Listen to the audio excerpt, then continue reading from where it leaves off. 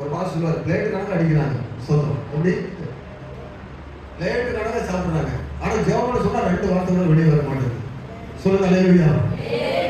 அப்ப ஆண்டுடைய பிள்ளைகள் ஜெபிக்கிறதுக்கு பழகணும்.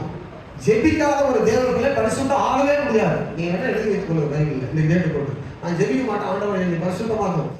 பாஸ் சொல்றாரு ஜெபிக்கலாம் பரிசுத்தம் வாங்க முடியாதுன்னு சொல்றாரு. நான் ஜெபிக்கவே இது வரைக்கும் இல்லை, என்னை பரிசுத்தமாக்குறது எப்படி சொல்லித்தாருன்னு அவர்கிட்ட ரகசியமா கேட்டு பாருங்க. அது சொல்றது கூட ஜெபமா தான் இருக்கணும். இயேசுடத்துல சொல்றீங்க, அதுவும் ஜெபமா, அது பேசுறதே ஜெபம் தான். அல்லேலூயா. அப்ப ஒன்று வேத வசனம் பரிசுத்தமாக்கும், கர்த்தர். 2வது ஜெபம் பரிசுத்தமாக்கும். 3வது எபிரேயர்